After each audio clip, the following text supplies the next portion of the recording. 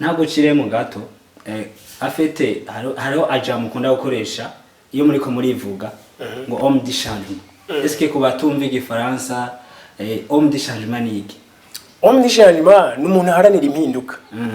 Ku bwanje novuga ko abo mfatira ko ivyitegererezo je bihera kuri Jésus. Jésus nawe ni umu homme de changement parce que le changement yazanye ku isi uyu munsi rwana ikirakora. Mugabo ndafise abandi ba leader nanje nite ba homme de changement bashika bane. Abo kandi n'ijya mbere icyo kintu ngiye kwivuga bro. Uwa mbere ni Rwagasore.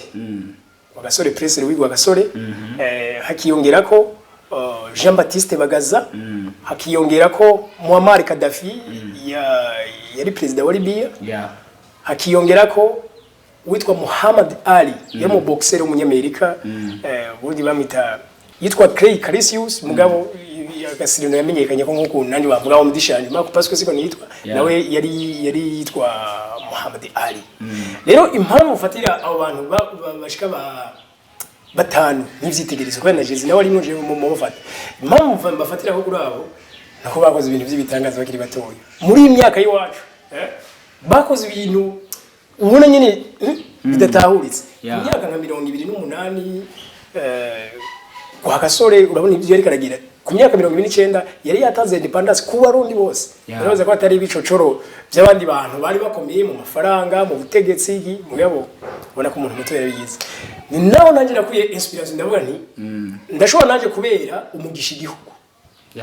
Ndashobora gukora ikintu kirenze uko ngana. Naho nacivuga nti burya iyo tuko turavuga ngo abarundi ni miliyoni ni bice birenga 90% batunzwe n'uburimi. Mugabe cyo gisata tutabejanye n'ikinyantege nke mu Burundi kubera ko abo nyene turiko turavuga ko barima kandi natwe tubonga mu miji niyo dutunze tugira ibyo barimye ngani niho bakenye kandi donc ndavuga ni igisata kirakwiye uko gihinguvu.